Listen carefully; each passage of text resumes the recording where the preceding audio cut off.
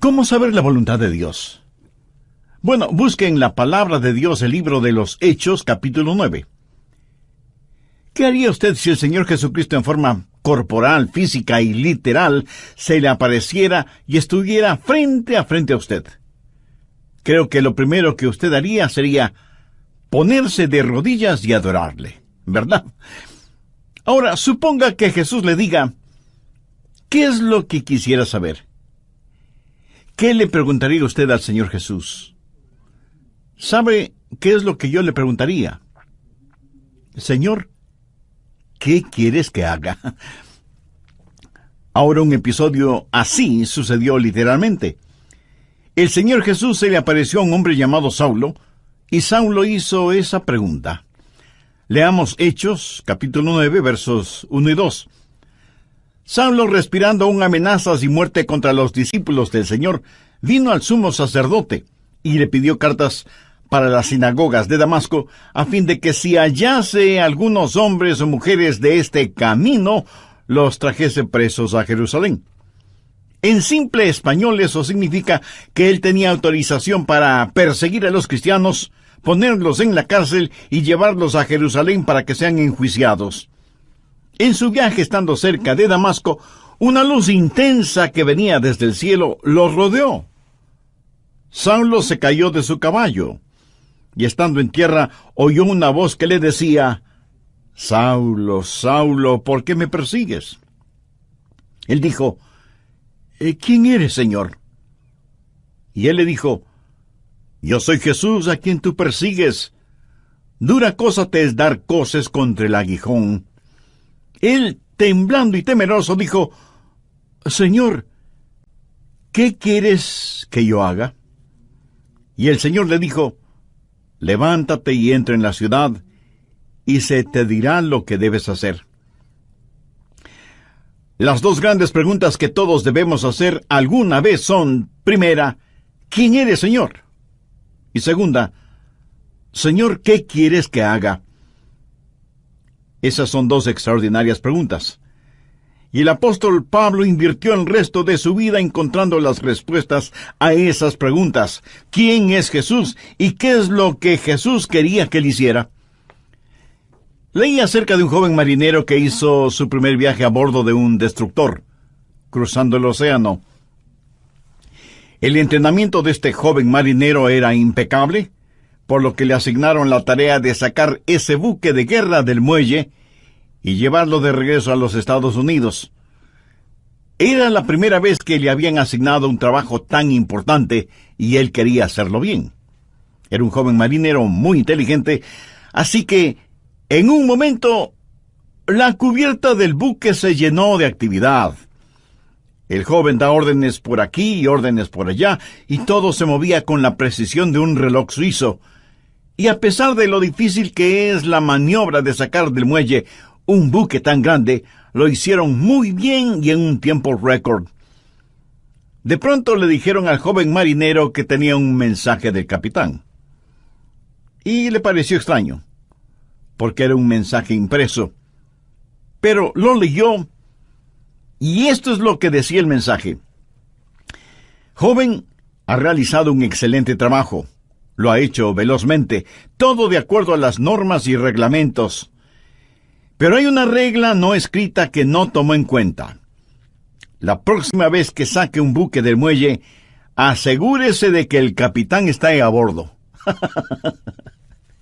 Este joven marinero hizo todo muy bien, pero dejó al capitán en tierra. Quiero decirle, mi amigo, que no importa cuán inteligentes sean sus planes o cuán capaz sea usted, antes de navegar hacia algún lado, asegúrese de que el capitán esté a bordo.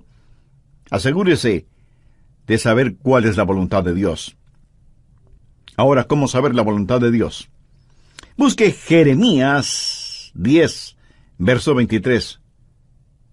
Ni del hombre que camina es el ordenar sus pasos. De la vida de Saulo, quien más tarde fue el apóstol Pablo, podemos aprender por lo menos 3 cosas, y oro que el Espíritu Santo de Dios las grabe en su corazón. Primero, una guía es prometida. ¿Y qué bendición es esta? Dios ha prometido guiar. Mire Hechos 9, la parte final del verso 6. Y el Señor le dijo, levántate y entra en la ciudad, y se te dirá lo que debes hacer. No creo que Jesús pudo haberle dado una mejor promesa que esta. Y usted dirá, pastor, eso es lo que el Señor le dijo a Saulo, pero no me lo ha dicho a mí. Déjeme darle algunos versículos. Efesios 2:10.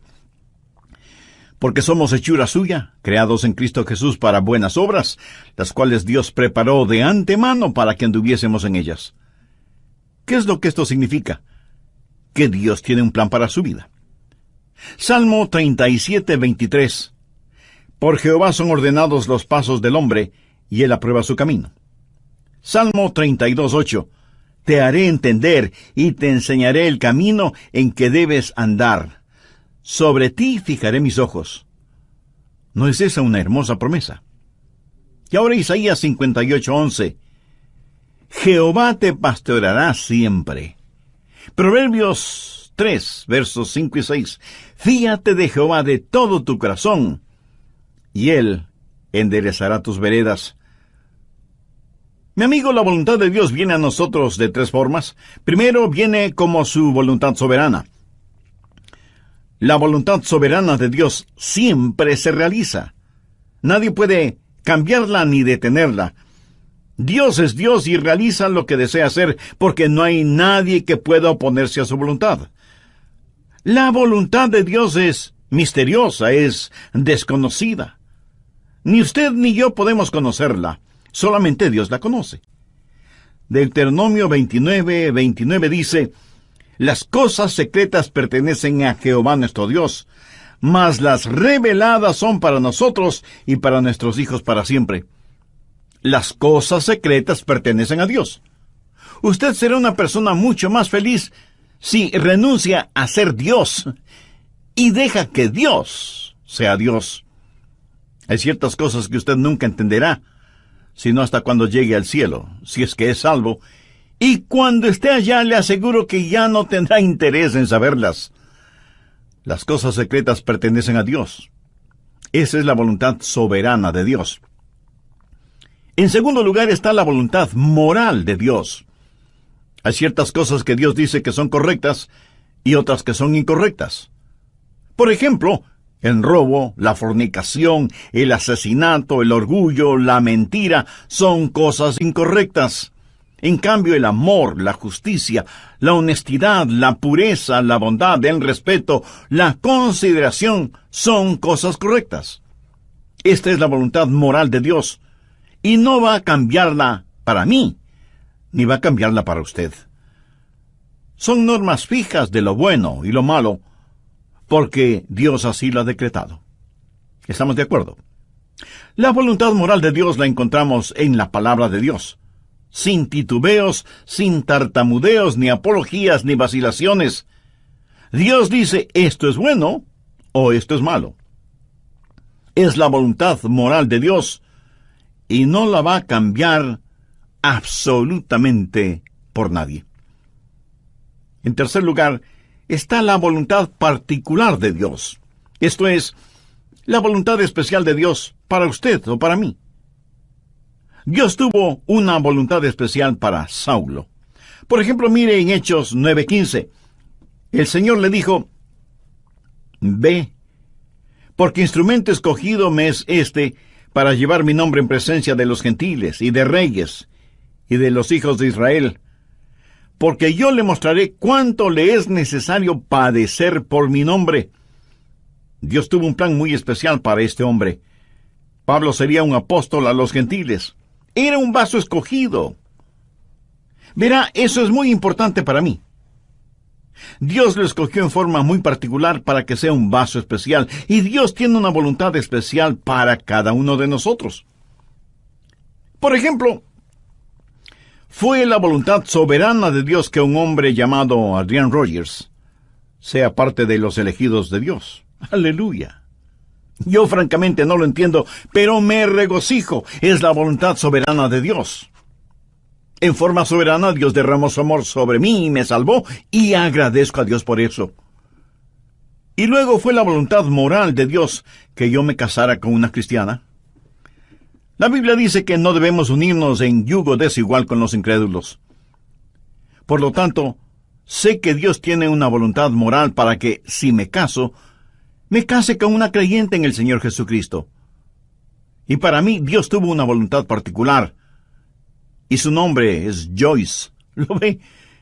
La voluntad soberana de Dios trabajó en mi vida. La voluntad moral de Dios estuvo en mi esposa. Sabía que quería casarme con una muchacha cristiana. Y cuando iba a dejar a casa a Joyce después de haber estado en la iglesia o después de algún juego de fútbol en la universidad, al regresar a mi casa oraba: oh Dios, quisiera casarme con Joyce. Y creo con todo mi corazón que Dios contestó mi oración porque estaba dentro de su voluntad. Y Dios me dio esa maravillosa y especial mujer para que sea mi esposa. Dios tiene un plan para su vida. Dios tiene una voluntad particular para su vida. El por qué Dios está interesado en usted o en mí solo muestra la grandeza de su amor. Somos menos que una partícula de polvo en el océano de la existencia y, sin embargo, Dios nos conoce. Él sabe nuestras idas y venidas, sabe cuando nos sentamos y cuando nos ponemos de pie. Aún los cabellos de nuestra cabeza están contados. Y Dios no solo que nos ama, sino que también cuida de nosotros. Un niño comenzó a orar el Padre Nuestro y dijo: Padre nuestro que estás en los cielos. ¿Cómo es que sabes mi nombre? Se imagina, Él sabe nuestro nombre. De entre los billones de seres humanos que existen y que son preciosos para Él, Dios sabe el nombre de cada uno de sus hijos. La voluntad de Dios está prometida. Guía y liderazgo es su promesa. ¿La tiene usted? Dios ha prometido guiarle, pero sabe que hay 6 errores o mitos acerca de la voluntad de Dios. Espero y oro que podamos desterrarlos de nuestras mentes para siempre. Son mitos que necesitan ser destruidos. Primero, que Dios le dará un mapa para su vida. Y eso no es cierto. No lo hará. No se lo dio al apóstol Pablo entonces y no se lo dará a usted ahora. La voluntad de Dios para usted no es un mapa. Es una relación. Cuando Él guió al pueblo de Israel por el desierto, ¿cómo lo guió? ¿Le dio algún mapa? No. Pero les dio las columnas de fuego y nubes para que las siguieran y para que el pueblo se mantuviera relacionado con Él. A muchos nos gustaría tener un mapa y decir: vamos a ir a este lugar y luego iremos a este otro lugar y más tarde aquí y más tarde allá. Pero Dios es el que quiere hacer eso y me alegro de que sea así, aún para mantener la parte romántica del asunto. De otra manera, todo carecería de emoción y hasta de sentido de reverencia y temor, si supiéramos lo que el mañana tiene para nosotros. Cuando estudiaba en la universidad, un día otro joven que se estaba preparando para ir al pastorado se sentó junto a mí y me dijo: Adrián, ¿sabes lo que hice la semana pasada? Le dije que no lo sabía. Y él prosiguió: estuve en Memphis, en Tennessee, y fui a ver al Dr. Lee. De paso, debo decir que el Dr. Lee fue con toda seguridad el más grande, cordial, santo y elocuente ministro que yo haya conocido. Así que ese joven y neófito teólogo, al decirme que estuvo para verse con el Dr. Lee, me dejó poco menos que asombrado. Y pensé: ¿cómo logró entrar? ¿Y cómo el Dr. Lee pudo perder el tiempo con un joven imberbe como él?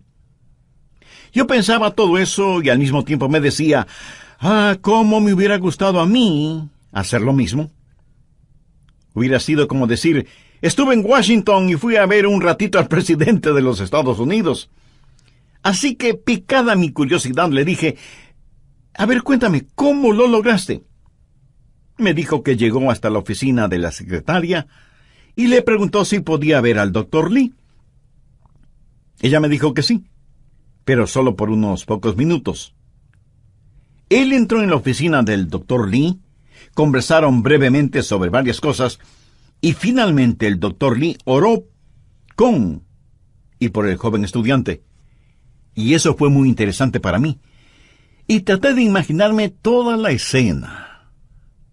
Los años pasaron, y en la voluntad de Dios llegué a ser el pastor de esa misma iglesia. Tuve la misma oficina que tuvo el Dr. Lee. Un día mi secretaria me llamó por el intercomunicador y me dijo: el Dr. Lee está aquí y quiere saber si puede conversar con usted unos minutos. Por supuesto, hágalo pasar inmediatamente. Y sin querer, vino a mi memoria el episodio de mi joven amigo universitario que años atrás, estando de paso por Memphis, fue recibido en forma cordial e inmediata por el Dr. Lee. La voluntad de Dios no es un mapa, es una relación personal. Segundo, quítese de la cabeza la idea de que Dios es una especie de aguafiestas espiritual. Que si usted hace la voluntad de Dios, ese es el final de su gozo, de su alegría. Hay mucha gente que no quiere saber la voluntad de Dios por temor de lo que podrían encontrar. Dicen: si le digo a Dios que quiero hacer su voluntad, ¿quién sabe a dónde me mandará? Muchos de ustedes seguramente son padres.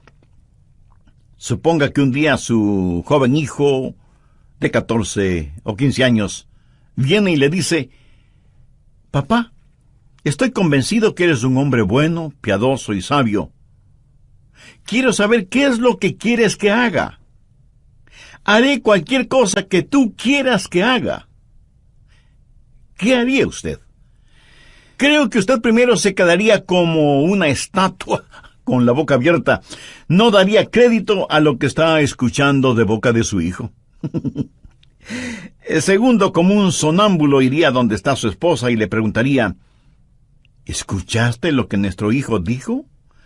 Pues veamos qué podemos pedirle que haga para hacerle la vida miserable. Se va a arrepentir de haber dicho lo que dijo.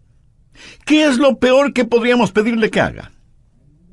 Amigo, no tenga temor de la voluntad de Dios. La voluntad de Dios es lo que usted quisiera para usted mismo, si tuviera el suficiente sentido común para desearla. Amigo, ¿entendió esa frase? La voluntad de Dios es lo que usted quisiera para usted mismo, si tuviera el sentido suficiente común para desearla. ¿Busca usted diaria y diligentemente la voluntad de Dios para su vida? Si usted no conoce al Señor Jesucristo como su Salvador y Señor en forma personal, de ninguna manera buscará la voluntad de Dios. ¿No quisiera este mismo momento buscar a Dios y conocer su voluntad? Le invito a que diga la siguiente sencilla oración conmigo.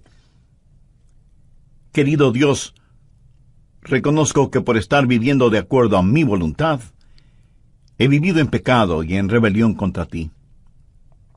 Intelectualmente sé que Cristo murió por mis pecados, para perdonarme y salvarme. Pero ahora, convencidamente, acepto a Cristo como mi Salvador y mi Señor. Señor Jesús, ven a morar en mi corazón. Tome el control total de mi vida. Hazme la clase de persona que tú quieres que sea. Y ayúdame a nunca avergonzarme de ti, independientemente de las circunstancias o de las consecuencias. Todo lo pido con acción de gracias en tu precioso nombre. Amén.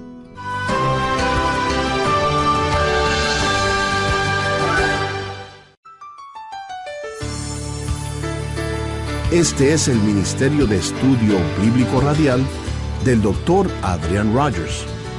Imagínese a un hombre empujando un viejo automóvil a una estación de servicio. Las 4 ruedas del carro están desinfladas, el motor no tiene aceite, todas las luces internas y externas están rotas, no tiene batería y los guardachoques están abollados y flojos y el tanque de gasolina tiene un hueco. Uno de los empleados de la gasolinera viene con los ojos asombrados al ver que el hombre logra empujar el carro hasta una de las bombas de gasolina. Y el hombre le dice: llénelo con gasolina especial, por favor. Y el empleado de inmediato le pregunta: ¿y para qué? ¿Para qué? Hoy concluiremos con nuestro estudio cómo saber la voluntad de Dios. Usted dice: Señor, muéstrame tu voluntad. Y Dios le responde: ¿para qué? ¿Por qué debo enseñarte mi voluntad cuando no estás dispuesto a hacerla? Hoy concluiremos cómo saber la voluntad de Dios, que lo explicará bíblicamente el Dr. Adrian Rogers en la voz del pastor Lenín de Llanón. Al respecto, en el programa anterior vimos que primero Dios no le dará un mapa para su vida. Él nos ha dado su palabra. Segundo, no crea a quienes le dicen que Dios es un aguafiestas espiritual. Tercero, deje de pensar que Dios habla solo a cierta categoría de personas, o que Dios revela su voluntad solo a pastores o misioneros, o a la gente que trabaja en la iglesia, o cosas por el estilo.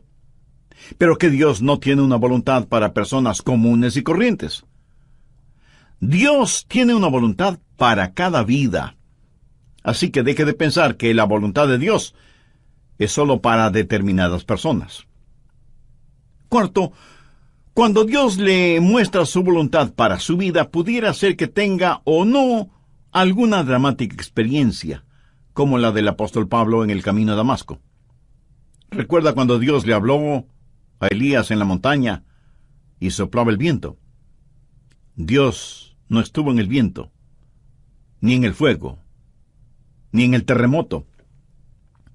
Y leemos en Primera de Reyes capítulo 19, el verso 12, y tras el fuego, un silbo apacible y delicado. Ahora algunas veces Dios habla en los terremotos o en el fuego. El apóstol Pablo tuvo una especie de terremoto espiritual en su camino a Damasco. Pero usted deje que Dios sea Dios en su vida. Dios habla apaciblemente a algunas personas y a otras Dios tiene que llamarles fuertemente la atención. Quinto, otro mito que debemos sacarlo del corazón y mente es el creer que Dios muestra su voluntad solo a gente joven, pero no a gente mayor. Siempre les estamos diciendo a los jóvenes que deben buscar la voluntad de Dios para sus vidas. Escuche, quiero decirle que usted, sea que tenga 9 años de edad o 90 años de edad, usted debe buscar la voluntad de Dios para su vida. Si Dios ya hubiera terminado con usted, Él ya le hubiera llevado al cielo. Dios tiene un plan para su vida. Sexto, el último mito que necesitamos destruir es el que dice que de alguna manera Dios oculta o esconde su voluntad de nosotros. Pensemos nuevamente en el joven que está frente a su padre, quien le dice: hijo, hay algo que quiero que hagas, y si lo haces, te daré una buena recompensa. Pero si no lo haces, te llevaré a tu cuarto y aplicaré la vara de la disciplina donde termina tu espalda. Y el hijo responde: bueno, papá, ya que lo explicas de esa manera, ¿qué es lo que quieres que haga? Y el padre le responde: pues no te lo voy a decir. Tú debes descubrirlo. Pregunto, ¿qué clase de padre haría una cosa así? Dios no esconde su voluntad de nosotros. Todos los versículos que hemos visto dicen que Dios quiere revelar su voluntad, que Dios quiere mostrarnos su voluntad. La voluntad de Dios no es una especie de tesoro de piratas, escondido quién sabe dónde. Segundo, la guía es provisional. Hay ciertas provisiones que están en juego antes de que usted conozca la guía de Dios. Por ejemplo, en primer lugar, debe haber disponibilidad. Miremos nuevamente Hechos 9:6. Él, temblando y temeroso, dijo: Señor, ¿qué quieres que yo haga? Ahora, eso presupone que él quiere hacer lo que Dios quiere que él haga. Mucha gente quiere hacer su propia voluntad, pero que Dios ponga su sello de aprobación. Son como las personas que buscan un arquitecto porque quieren construir sus casas, pero en realidad lo que quieren es que el arquitecto interprete y diseñe lo que ellos tienen en mente. Y eso está bien cuando se trata de construir una casa, pero no está bien cuando se trata de construir una vida. La pregunta de Pablo fue: Señor, ¿qué quieres que yo haga? Eso quiere decir: Señor, tú estás en control, no yo. ¿Sabe lo que es la humildad? Humildad significa que se le puede enseñar. ¿A cuántos de ustedes se les podría enseñar hoy? El Salmo 25:9 dice: encaminará a los humildes por el juicio y enseñará a los mansos su carrera. ¿Es usted humilde? ¿Manso? Si no lo es, usted no estará disponible. Si no lo es, no conocerá la voluntad de Dios. Pero no solo debe haber disponibilidad y mansedumbre, sino también, y en tercer lugar, debe haber apertura. Apertura. Pablo buscó la voluntad de Dios inmediatamente, y él oró y dijo: Señor, muéstrame tu voluntad. ¿Ha estado usted abierto a la voluntad de Dios? Y no es cuestión de simplemente decir: si Dios quiere mostrarme su voluntad, lo hará.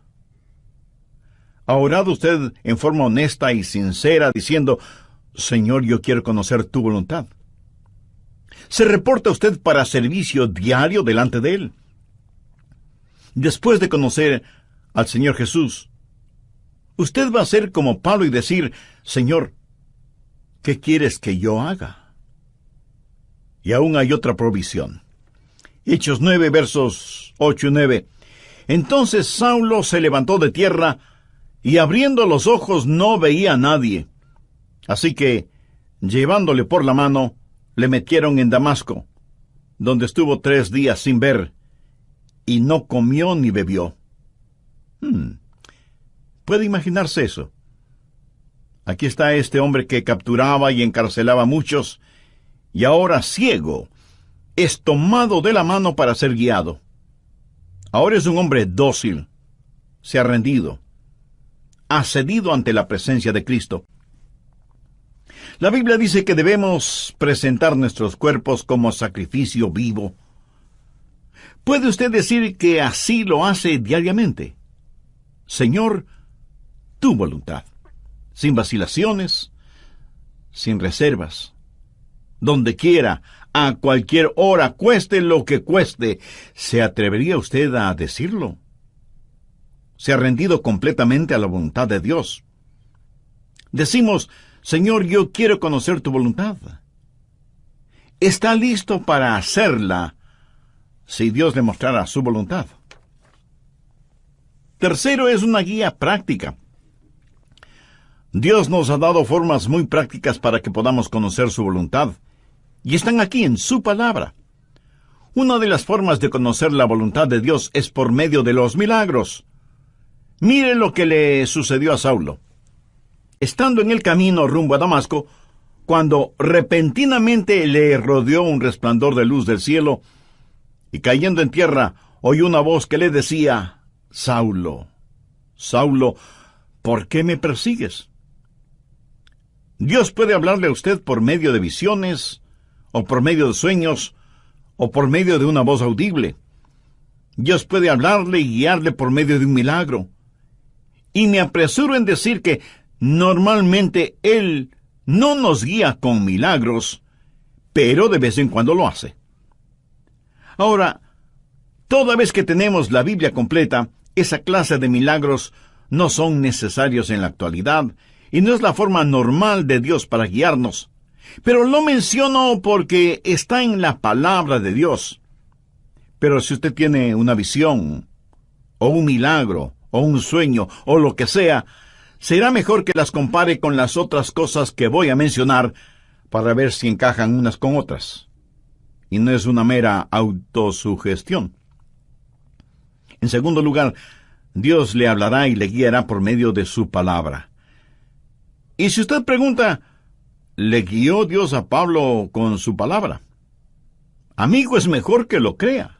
Verá, primero, él era un rabí y conocía muy bien la palabra de Dios, el Antiguo Testamento.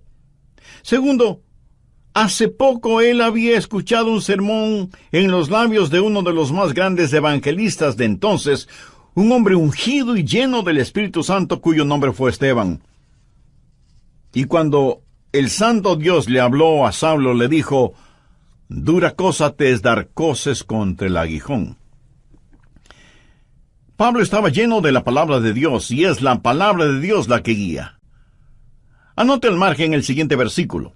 Salmo 119, 115. Lámpara es a mis pies tu palabra, y lumbrera mi camino. Mucho de la voluntad de Dios para su vida se encuentra en la Biblia, mi estimado amigo. Por ejemplo, la voluntad de Dios es que usted no se case con una persona no creyente. Así lo dice su palabra.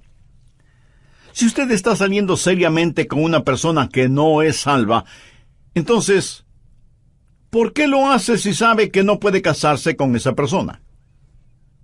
Muchas veces usted conoce la voluntad de Dios al leer la Biblia y dice, bueno, Dios me está guiando a que me divorcie de mi cónyuge y me case con otra persona. Mi amigo, esa es una ignominiosa mentira, es una mentira atrevida. Y es una absurda arrogancia de su parte el orar y pedir que Dios le muestre su voluntad cuando ya se la ha mostrado con su palabra. ¿O se considera usted una persona súper especial, a la cual Dios le concederá algo que está en contra de lo que Él mismo ha establecido en su palabra? Piénselo. En tercer lugar, Dios le guiará por medio de su gente, los hijos de Dios. Veamos Hechos 9, los versos del 10 al 13. Había entonces en Damasco un discípulo llamado Ananías, a quien el Señor dijo en visión, «Ananías». Y él respondió, «Heme aquí, Señor». Y el Señor le dijo, «Levántate, y ve a la calle que se llama Derecha, y busca en casa de Judas a uno llamado Saulo, de Tarso, porque he aquí, él ora, y ha visto en visión a un varón llamado Ananías, que entra y le pone las manos encima para que recobre la vista». Entonces Ananías respondió, «Señor, he oído de muchos acerca de este hombre. ¿Cuántos males ha hecho a tus santos en Jerusalén?» Cuando Dios le habló a Saulo y le dijo que le mostraría su voluntad, Dios también habló a Ananías y lo utilizó para confirmar su voluntad en la vida de Saulo. En Proverbios 24:6 leemos, «En la multitud de consejeros está la victoria». ¿Qué quiere decir eso? Que cuando Dios le habla a usted acerca de algo, muchas veces Dios lo confirmará por medio de alguien más. Mateo 18:16 dice, «Toma aún contigo a uno o dos, para que en boca de 2 o 3 testigos conste toda palabra». No sea ni orgulloso ni arrogante pensando que usted no necesita el consejo de otras personas. Otra manera en que Dios confirma su voluntad para usted es por medio del Espíritu Santo. Hechos 9:17 dice, «Fue entonces Ananías y entró en la casa, y poniendo sobre él las manos dijo, Hermano Saulo, el Señor Jesús, que se te apareció en el camino por donde venías, me ha enviado para que recibas la vista y seas lleno del Espíritu Santo». Y desde ese momento el Espíritu de Dios estuvo guiando a Saulo, quien más tarde escribió a los romanos, «Porque todos los que son guiados por el Espíritu de Dios, estos son hijos de Dios». Y en Gálatas 5:18, Pablo dice, «Pero si sois guiados por el Espíritu, no estáis bajo la ley». El Espíritu de Dios le guiará. Déjeme decirle cómo el Espíritu Santo le guiará. Si alguna vez ve a alguna persona con convulsiones, seguramente está controlada por el diablo. Dios no grita y Dios no empuja. Dios susurra y guía. Él guía sus ovejas. No las está llevando al matadero, las lleva a pastos verdes. Y es mejor que usted sea sensible para escuchar al Espíritu Santo y reconocer la voz de Dios. Finalmente, usted puede conocer la voluntad de Dios por la sabiduría de Dios. Él le guiará con absoluta sabiduría. Note lo que dice Hechos 9:20 al referirse a Saulo. Enseguida predicaba Cristo en las sinagogas, diciendo que éste era el Hijo de Dios. Este hombre, Saulo, comenzó a predicar de inmediato. Y todos los que le oían estaban atónitos y decían: ¿no es este el que asolaba en Jerusalén a los que invocaban este nombre? Y a eso vino acá, para llevarlos presos ante los principales sacerdotes. Pero Saulo mucho más se esforzaba y confundía a los judíos que moraban en Damasco, demostrando que Jesús era el Cristo. Ahora, ¿de dónde tuvo esa sabiduría? Dios le dio sabiduría sobrenatural. Santiago 1:5 dice: y si alguno de vosotros tiene falta de sabiduría, pídala a Dios, el cual da a todos abundantemente y sin reproche, y le será dada.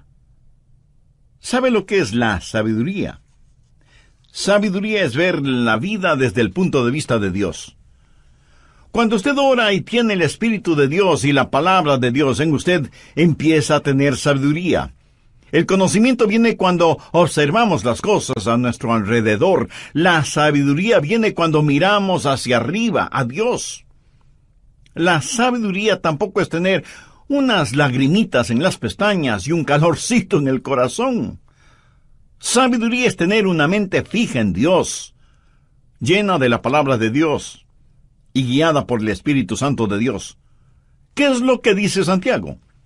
Que si pedimos a Dios que nos dé sabiduría, Él nos la dará y seremos guiados por la providencia de Dios. En el capítulo 9 de los Hechos, encontramos que ciertas personas decidieron que Saulo les era una verdadera molestia y que debían destruirlo. Pero el complot llegó a oídos de Saulo y los discípulos le ayudaron a escapar, bajándole por el muro en una canasta. ¿Se acuerda de ese relato?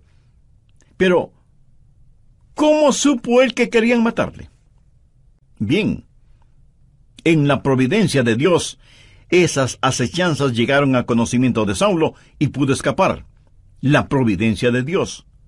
Dios abre puertas y Dios cierra puertas.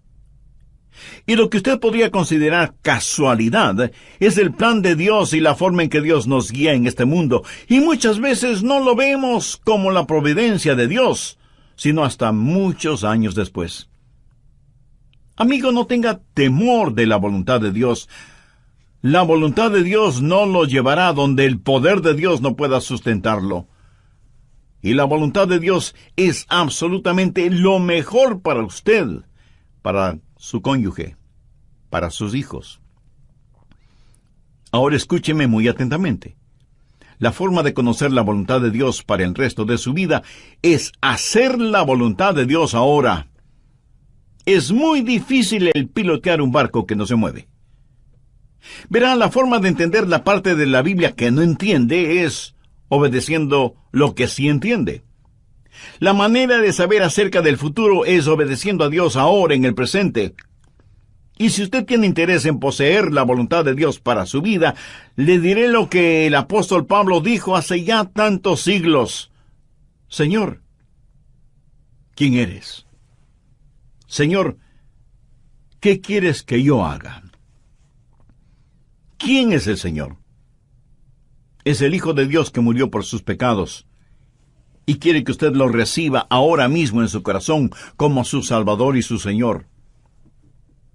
Y le prometo, basado en la autoridad de la palabra de Dios, que si usted entrega a Jesús su corazón, Él le perdonará sus pecados, Él entrará a morar en su vida por medio del Espíritu Santo, y cuando Él le llame a su presencia, usted estará con Jesús en el cielo.